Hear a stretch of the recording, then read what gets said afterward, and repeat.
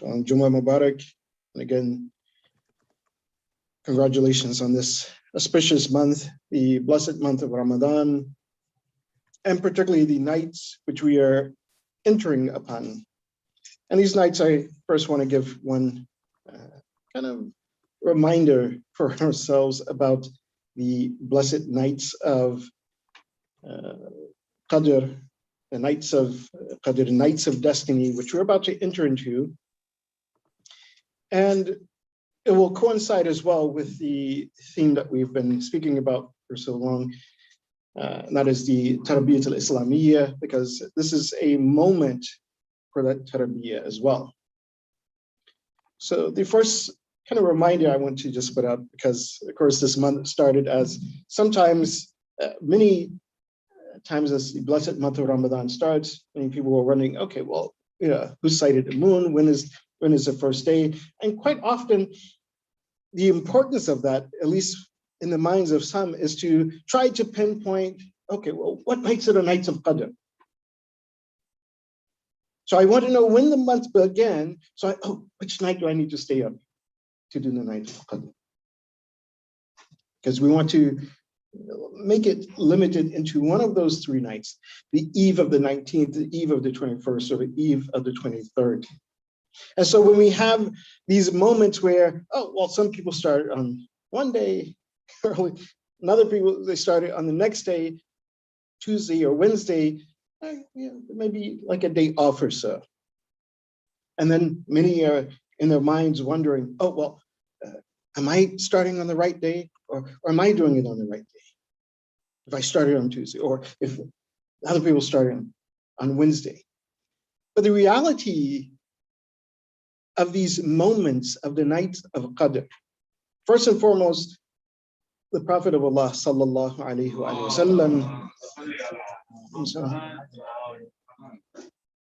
with his knowledge and knowing which night is actually the night of Qadr, when he was asked by his companions, he said, every night of Ramadan is the night of Qadr.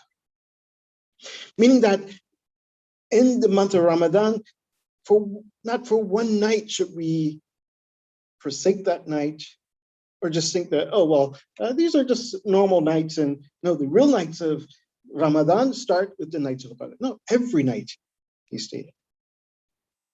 And then only as the community, they began to press Rasulullah sallallahu alaihi wasallam, that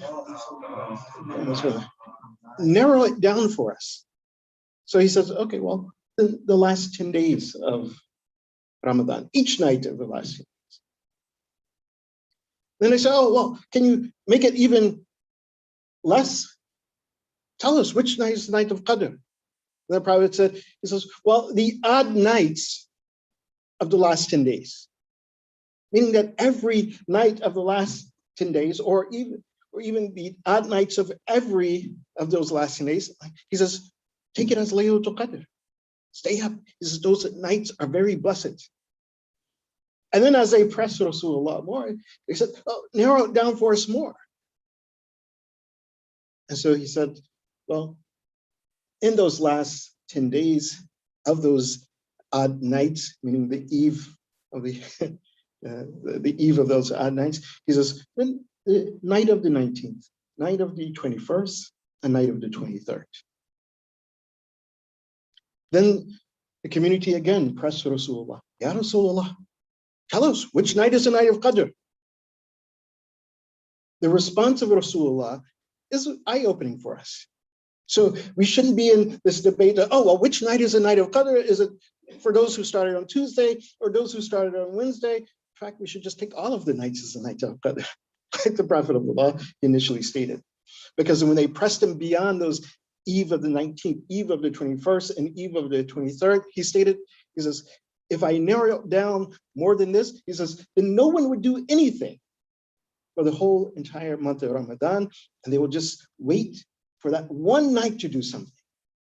But he says, I will not narrow it down, and this is the way the hadith says, so that people will be encouraged to take advantage of these nights. Because many of us, if we knew, it's actually the night of the 21st, not the night of the 19th. The night of the 19th, we won't do anything. We'll just wait all until the night of the 21st, or all to the night of the 23rd, or all of the night of the 19th. But Rasulullah sallallahu alayhi wa sallam, he wanted to instill in us the importance of these nights. Yes, one of them is the night of Qadr. But at the very least, do a'mal on these 3 nights. But those who are actually striving to gain that tarbiyah that they desire, that closeness to Allah subhanahu wa ta'ala, then you take every night as those nights of Qadr to do something beyond just our usual, perhaps ibadah, which may be at night we make our salat al-maghrib and salat al-isha, and we make our dua afterwards, and then we may go to sleep. Or maybe we make the nawafil afterwards, then we go to sleep, and we don't make any extra dua. We don't make any extra effort. So I think it is a blessing. It is a ni'mah. Inshallah, we'll capitalize on that ni'mah as well in our community, that for those who started on Tuesday, we'll have the A'mal of Laylatul Qadr. Those who started on Wednesday will have the A'mal of Laylatul Qadr. And mashallah, it may be a good practice even to start. But okay, well, one of these nights, I started on Tuesday or I started on Wednesday. Well, if I started on Wednesday, for those who are saying that the night of Qadr is on Tuesday, then let me join them and make my du'as along with him, even if it's only for a small proportion of that. If I started on Tuesday, those who have started on Wednesday and they're taking their Laylatul Qadr on another night, wow, mashallah, let me join them. It is nothing but nur ala nur, ni'mah upon ni'mah, blessing upon blessing. No one is going to lose out making an extra dua. But quite often we're so hyper-focused on, oh, well, which night is the night of Qadr? I want to be in that night with all of the nights. That's what Rasulullah said. This is every single night. Don't take any night of the blessed month of Ramadan as for granted, as if it's not as great as the other night. All of these nights are great. All of these nights are blessed. And of course, if we take all of those nights as blessed and grand, for sure we will not miss the night of Qadr. Even if we made just a single dua on that night.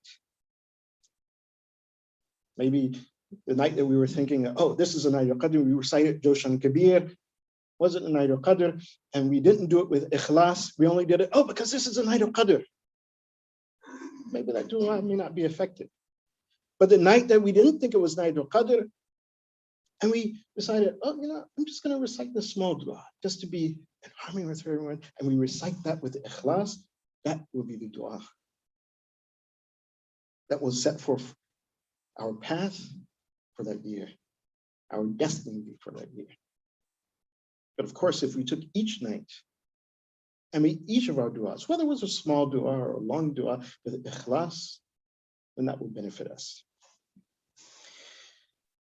The hikmah, or the wisdom that I want to mention from Luqman al-Hakim regarding Tarbiyat al-Islamiyya and how it so much reflects the nights of Qadr, because often in the nights of Qadr we gather together with the other mu'mineen and mu'minat, the other Muslimin and Muslimat, to remember Allah subhanahu wa ta'ala. And to take inspiration, actually, sometimes those gatherings give us inspiration to stay up late. When we see others also making their dua, engage in ibadah, and we take inspiration from them to do the same thing. Luqman Hakim, he told his son the same thing. He says that be aware of those who you keep company with.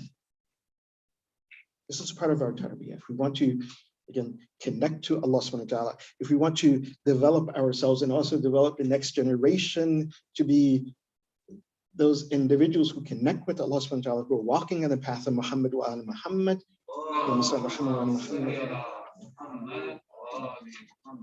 and this is one of the best advice you can give your youth. This is one of the best advice that we ourselves can take is that pay attention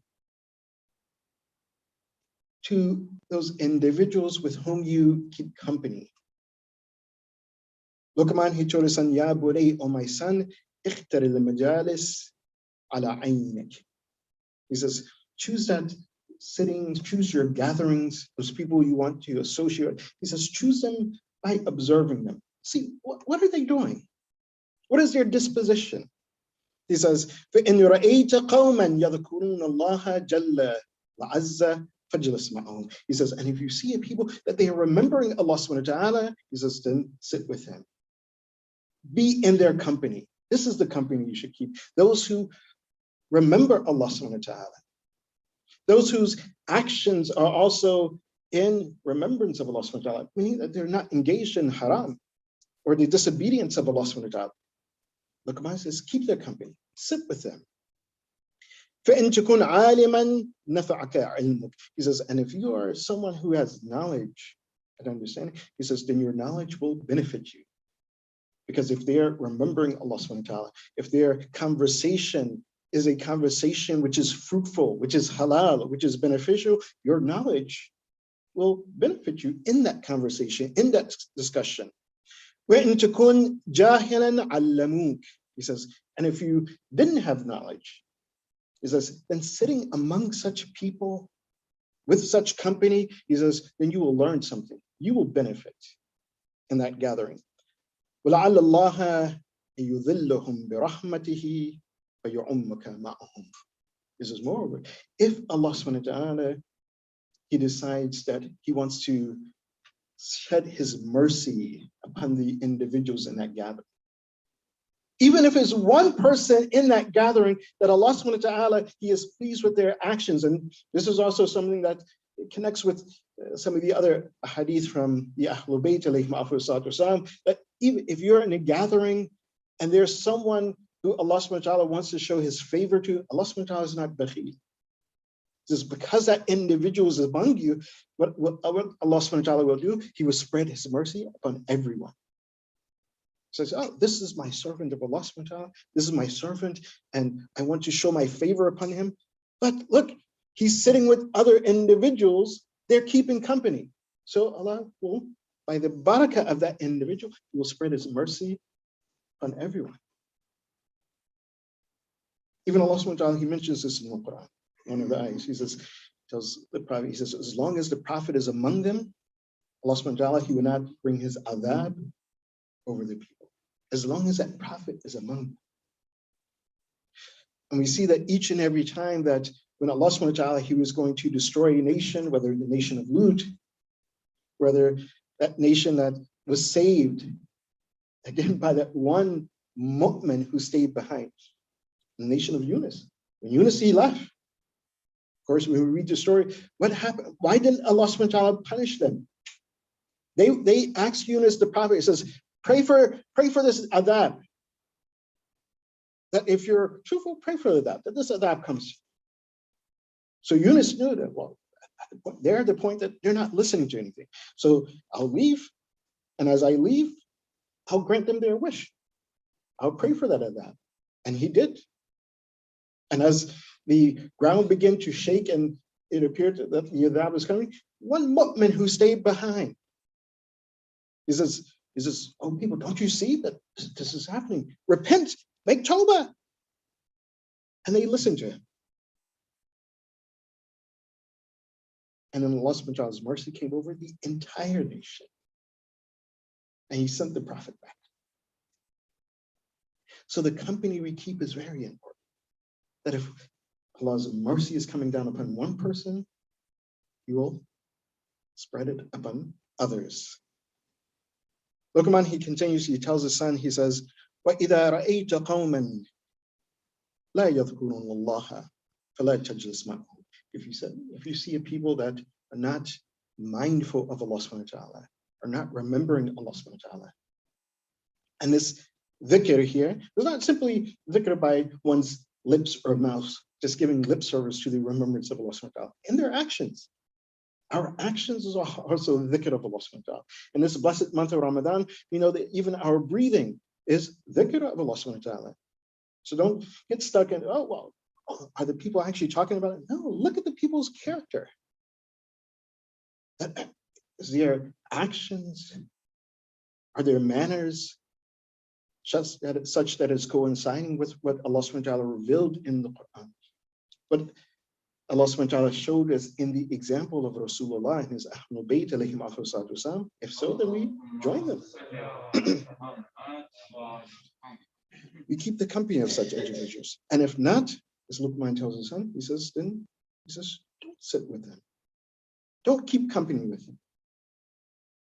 And of course, I will say this because no one should take things to an extreme. You have to be practical. Of course, we interact with people every day that don't have any faith, don't have any iman. Even people we may work with in our jobs. Okay, you have to do a job. But beyond that, you don't have to, oh, hey, come to my house, and you go to their house and you join every gathering, everything that they invite you to. Because if that gathering or if that company that they're keeping is not wholesome and is pulling you towards something that is not correct, then you must stay away from it. And this is what Luqman, he's telling his son. So if those individuals are not remembering Allah subhanahu wa ta'ala, he says, do not sit with them. فَإِن تَكُنْ عَالِمًا لَمْ يَنْفَعَكَ عِلْمُكَ. He says, and if you have knowledge, he says, your knowledge will not benefit you in that gathering. If you see people doing wrong in such gatherings, because the gathering itself is based upon that thing which is haram, which is forbidden, which is wrong, which is against what Allah subhanahu wa ta'ala, he desires from his creation. So no matter how much you advise them, oh, well, don't do this, or don't drink that, or don't consume this, they're not going to listen. Your knowledge will not benefit you in that gathering. وَإِن كُنْتَ جَاهِلًا يَزِيدُونَكَ جَهْلًا. He says, and if you are also ignorant, again, this is not ignorance of not understanding, meaning that if you're weak, and you have a weakness for some particular, you could say, physical and mundane desire, and everyone is engaged in it, you're going to get pulled in, without a doubt. He says, so if you're already steeped in that state of jahala, of ignorance, of disobedience, heedlessness of Allah subhanahu wa ta'ala, then you're going to go further into that state of heedlessness of Allah subhanahu wa ta'ala. Why? Because everyone around you is also heedless of Allah subhanahu wa ta'ala, unmindful of what their duty is before Allah subhanahu wa ta'ala. Then he says, وَلَعَلَّ اللَّهَ أَن يُذِلَّهُمْ بِعُقُوبَةٍ فَيُعُمُّكَ مَعَهُمْ.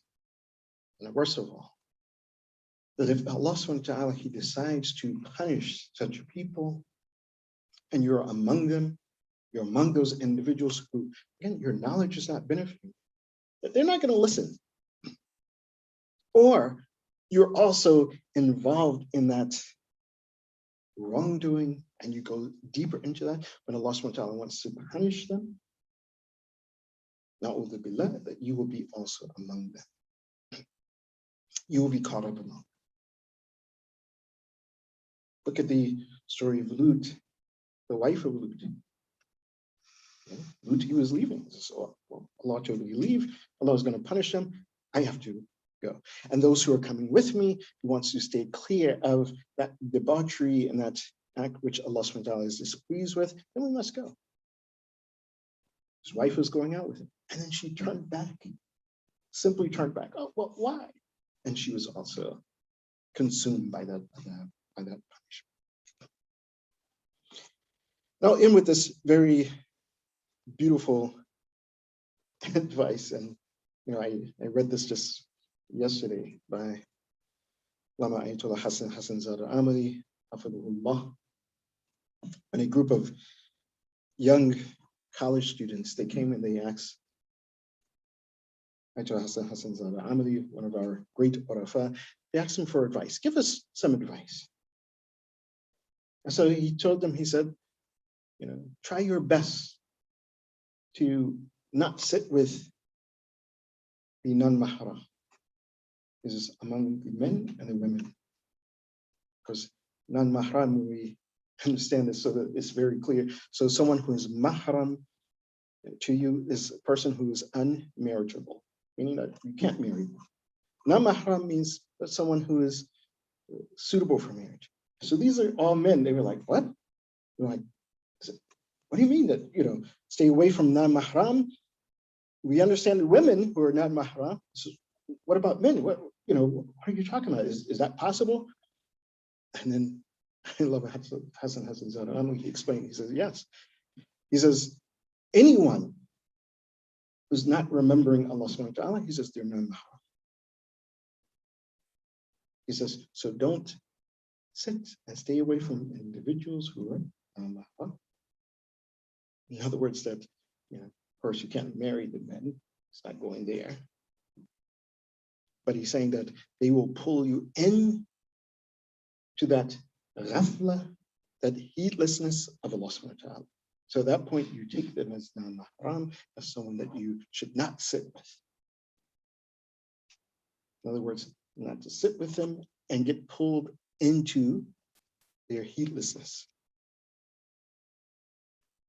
Doesn't mean that, oh, well, if I have knowledge and I'm able to guide that person, okay, fine, you guide that person. But if, as we mentioned before, that if you are prone to those weaknesses, don't get pulled into that heedlessness. And I pray that Allah subhanahu wa ta'ala continues to guide us by the wisdom of Muhammad wa ali Muhammad, and that we're able to keep good company and the best of company, that company which reminds us of Allah subhanahu wa ta'ala and our responsibility and duty to Allah subhanahu wa ta'ala. And inshaAllah, we are able to do the same for them. وآخر دعوانا الحمد لله رب العالمين بسم الله الرحمن الرحيم والعصر إن الإنسان لفي خسر إلى الذين آمنوا وعملوا الصالحات وتواصوا بالحق وتواصوا بالصبر.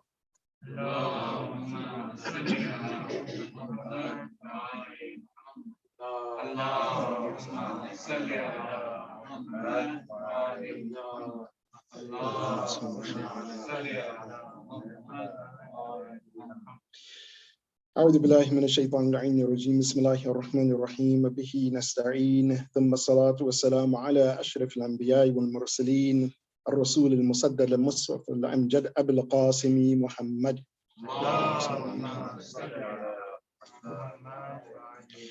وعلى آله الطيبين الطاهرين المعصومين وعلى أهل بيته الطيبين الطاهرين وأوصيائه وأولياء الله أمير المؤمنين علي بن أبي طالب والحسن بن علي والحسين بن علي وعلي بن حسين ومحمد بن علي وجعفر بن محمد وموسى بن جعفر وعلي بن موسى ومحمد بن علي وعلي بن محمد والحسن بن علي والحجة بن الحسن القائم المنتظر المهدي اللهم صل على محمد عجل الله تعالى فرجه. أما بعد فقد قال الله سبحانه وتعالى في كتابه الكريم بسم الله الرحمن الرحيم يا أيها الذين آمنوا اتقوا الله صدق الله العلي العظيم.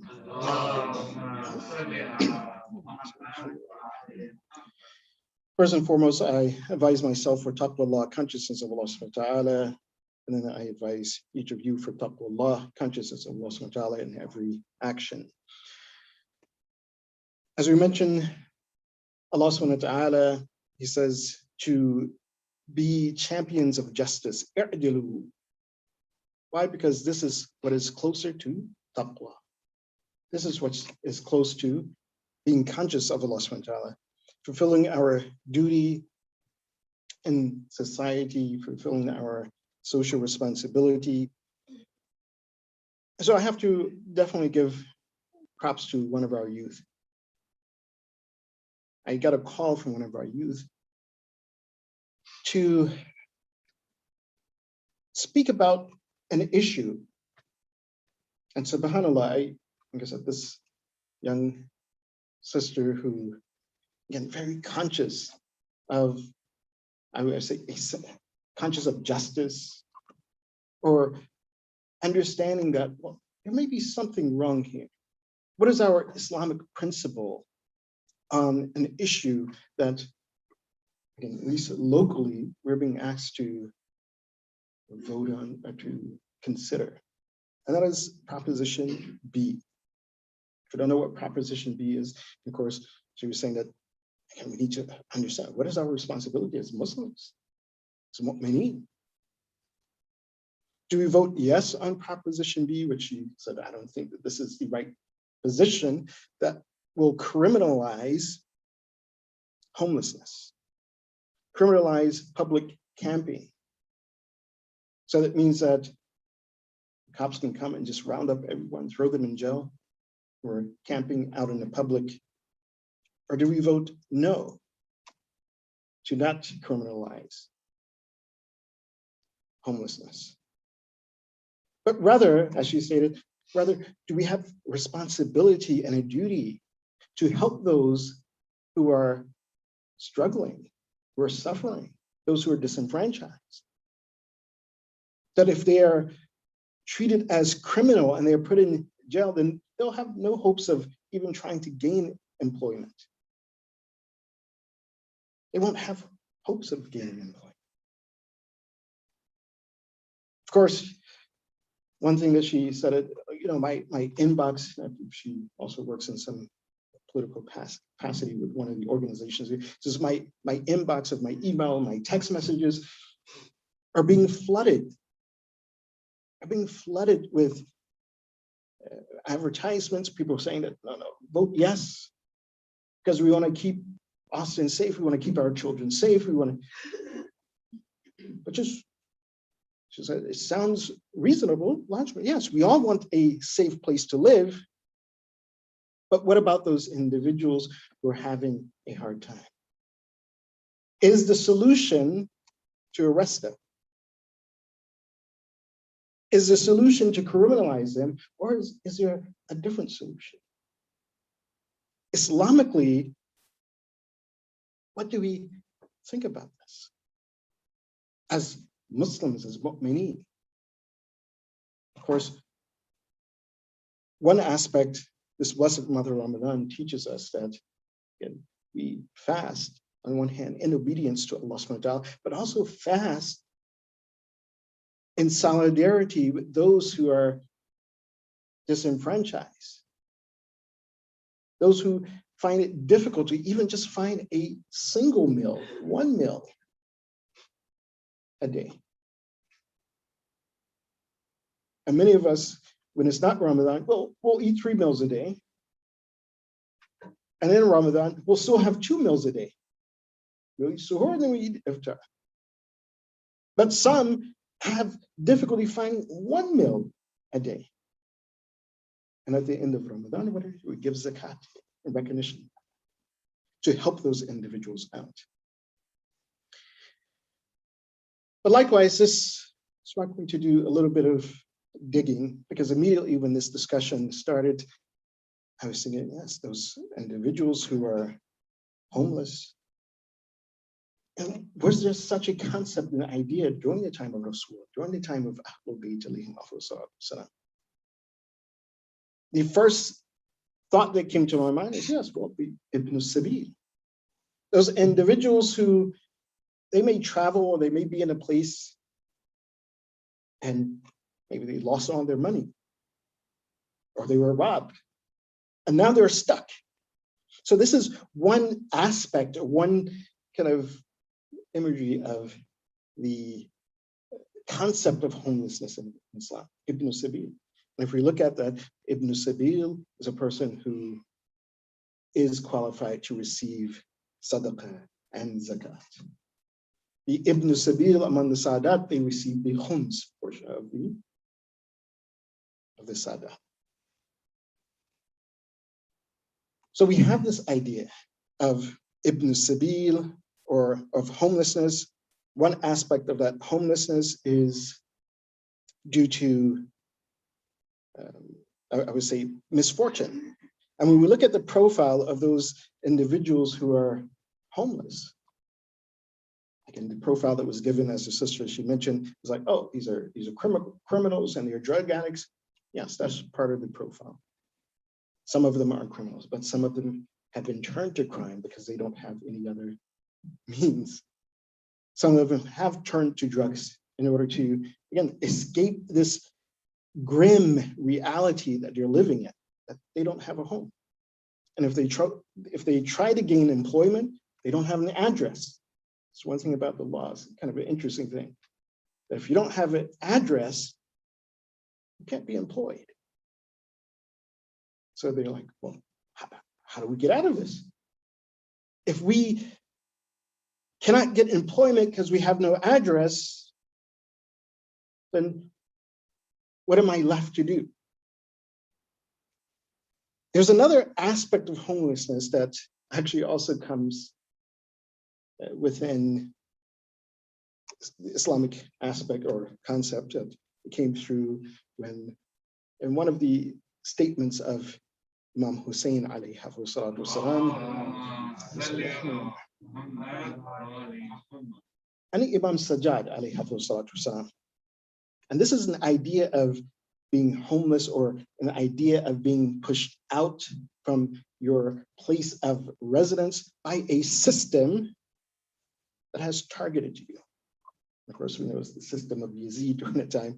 Imam Hussein, he says, وَنَحْنُ مَغْصُوبُونَ مَقْتُولُونَ مُشَرَّدُونَ. Musharradun means to be expelled from our home, pushed out of our homes, being in a place that, again, we have no residency. Musharradun فَإِنَّا لِلَّهِ وَإِنَّا إِلَيْهِ رَاجِعُونَ. Likewise, Imam Sajjad alayhi wasallam, he says, أَيُّهَا النَّاسِ أَصْبَحْنَا مَطْرُودِينَ مُشَرَّدِينَ. He says that, oh, people, we've become, again, expelled, we've become pushed out, we've become a people, again, without a place to settle, being taken to, from Karbala to Kufa, Ashid, around the Muslim world, to Sham, and then back. Yes, in that state, they were musharridun. They were placed that they were not in a place that they can consider their home. In a sense, they were homeless by force, by that system that Yazid had established. We find also Amir al-Mu'mineen, Ali ibn Abi Talib, alayhi wasallam, addressing such an issue before it even happened. Where so when one individual under the governance of Amir al-Mu'mineen, just some of the people, they came and they asked Amir al-Mu'mineen, they said that, well, why don't you give wealth to those individuals who are the shurafa? Give, from Baytul Mal, you give them more. Those individuals who are noble in the city and in Kufa, you give them, make them happy, and as they're happy, then at least they will not try to apply pressure on others, this and that. They'll be happy. And the Amir al-Mu'mineen, Ali ibn Abi Talib, he became furious. He says, what? He says, you're commanding me to do this? You're commanding me to do something which Allah subhanahu wa ta'ala will not be pleased with. To put more, in other words, to make the wealthy wealthier. And those who are poor will become poor. Why? Because that distribution would not be fair.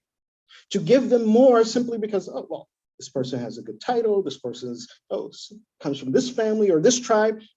He says, no, this is not the purpose of collecting the zakat, the purpose of collecting the khums, the purpose of collecting the sadaqat, to make those individuals who are wealthy more wealthy. This is to help those individuals who are disenfranchised. So he starts his khutbah off in this way, and then he states, فَمَنْ كَانَ مِنْكُمْ لَهُ مَالٌ فَلْيَصِلْ بِهِ الْقَرَابَةِ. And Imam Ali, he's offering a solution. So how do we help those individuals who are less fortunate? He says that if someone from among your family, your tribe, your nation, your own relatives, if they're in need, he says, then these are the people you help as well. They're from among your family. Don't leave them stranded. You help them. Be the first to help them. Of course, if they weren't being helped by their own family, then yes, Baytul Mal would come in and help. But be that individuals who are helping your relatives. وَلِيُحْسِنْ مِنْهُ الضِّيَافَةَ. He says, وَلْيَفُكَّ بِهِ الْعَانِيَةِ. He says, and those individuals who are in servitude or destitute, he says, then you free them from that servitude. One type of servitude is having a loan. Free them from that. Free them from that thing where their hands are tied. Free the asir. وَابْنِ السَّبِيلِ فَإِنَّ الْفَوْزَ بِهَذِهِ الْخِصَالِ مَكَارِمُ الدُّنْيَا وَالشَّرَفُ الْآخِرَةِ. He says, why? Because when you assist people in that way, especially among your relatives, or among other mu'minat that you know, he says, then this will give not only them, but you as well, sharaf al-dunya, makarim al-dunya, the best of this world, wa sharaf al-akhirah, and place you in the best situation in the akhirah. And this is what Allah subhanahu wa ta'ala, He wants from us. This is what Allah subhanahu wa ta'ala seeks. Yes, our salat, when we make our salat, when we fast, we make our fast, we make our hajj, we do all of these ibadah, but if we are not able to help our fellow human being, what is the meaning of all of this ibadah? Without taking care of the creation of Allah subhanahu wa ta'ala. Allah subhanahu wa ta'ala Himself, He states in Surah Al-Baqarah, verse 177, read this verse. Subhanallah. He says, Bismillahir Rahmanir Rahim, لَيْسَ الْبِرُّ أَن تُوَلُّوا وُجُوهَكُمْ قِبْلَ الْمَشْرِقِ وَالْمَغْرِبِ وَلَكِنَّ الْبِرَّ مَنْ آمَنَ بِاللَّهِ. He says that, look, he says, being good, being righteous, in other words, being a mu'min, he says, it has two aspects.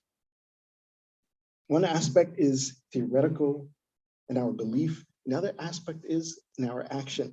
He says, birr is not simply turning towards the east and west.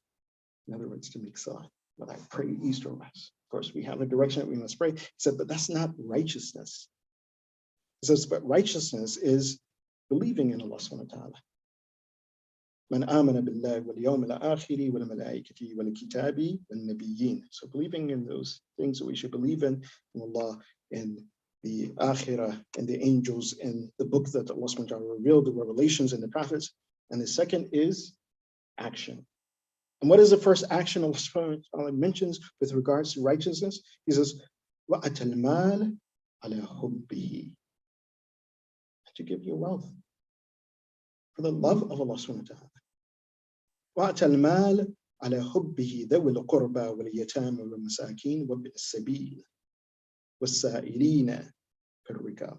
To give your wealth for the love of Allah subhanahu wa ta'ala to those who are your relatives who may be struggling, to the orphans, to those who are masakin, those who are disenfranchised, those who are homeless, وَابْنِ السَّبِيلِ. We translate وَابْنِ السَّبِيلِ in that way. وَالسَّائِلِينَ, and those who are asking. Then, of course, Allah subhanahu wa ta'ala, He starts going with these salat and so on. But He starts with, again, that action. Our greatest action is to help Allah subhanahu wa ta'ala's creation. That's where righteousness starts. Not simply in all of our personal ibadah. That's part of it. But what Allah subhanahu wa ta'ala, He starts with is our interaction with one another. Because if we do so, then we will be able to help those who are struggling. And I'll end on this note. When we think about what is the profile of those who are homeless, of course, what our dear sister, she stated, is, again, those individuals who are criminals and who are drug addicts. But I want you to go to YouTube. And in the YouTube search, type homeless NBA star. And there's a lot of profiles of people who are homeless. And people who need help. And it's our responsibility as human beings. When we get caught in this kind of just blind capitalism, everything's about money. No, without being humane, then we get stuck in these debates. Should we criminalize these people? Or should we help them? As human beings, we should help them. If you search for a homeless NBA player, you'll find that one of the NBA players, Delonte West. And I came across this also last week, just stumbled across it. And this is before I got the call from his sister. And I was shocked. Someone goes from making $16 million a year to being homeless on the street. It can happen. It was in Dallas, actually. He had issues, he needed help. And luckily, some of the other NBA players, they said that they wanted to reach out to him, never got in contact with him, but his former, or at least the former owner of the basketball team he played for, billionaire, Mark Cuban, actually got in contact with him and helped him. But not many people have a billionaire, I guess former coach or owner, or a billionaire who comes and helps them out. But I'm not looking at his billions. I'm just simply looking at the act that he did, which was a humane act. Seeing someone who is struggling, someone who is in a good position, now homeless. And of course, Delonte West, he was dealing with some mental health issues, which many people who are homeless are dealing with mental health issues. So do we add more trauma to their trauma and arrest them? Or do we take the example of doing a humane act and help them? And I'll once again, on that note, because I mentioned Mark Cuban, but I'll give kudos also to our welfare committee team as well. That's not too long ago, just a few weeks ago, when we had a Muslim brother who was homeless. And mashallah, alhamdulillah, the welfare committee stepped in, they helped get him a place to stay, and eventually a job. Because again, without an address, you can't have a job. But some of the individuals worked tirelessly to help this brother who was down on his luck. And if we cannot reach one another as human beings, then what is the purpose of all of this? Are we about that? If simply, we could say, wealth or capitalism blinds us to being human beings, then what is the purpose of it? Inshallah, this issue will be resolved in the best of manners, in the most humane of manners. Because yes, we want to see a decent city, a safe city, but we need to also think about being a humane city and being a humane people. I pray to Allah subhanahu wa ta'ala, He hastens the reappearance of Imam Zaman, makes his morning helpers, his companions, and those who sacrifice their lives for him, and those who stand with him as he established justice, as the world has been filled with injustice. May Allah subhanahu wa ta'ala forgive our sins, cover our shortcomings, grant us our needs, have mercy upon our deceased ones, and cure those who are ill among our friends and family members. Bismillahir Rahmanir Rahim. Allahumma ighfir dhunubana wastur ayyubana waqdi hawajina. واشفي مرضانا وارحم امواتنا وعجل فرج مولانا صاحب العصر والزمان واجعلنا من اوانه وانصاره والمستشيرين بين يديه وتحت لواء بحق محمد واله الطاهرين. اللهم صل على بسم الله الرحمن الرحيم. العصر ان الانسان لفي خسر الا الذين امنوا وعملوا الصالحات وتواصوا بالحق وتواصوا بالصبر. اللهم صل على اللهم صل على محمد.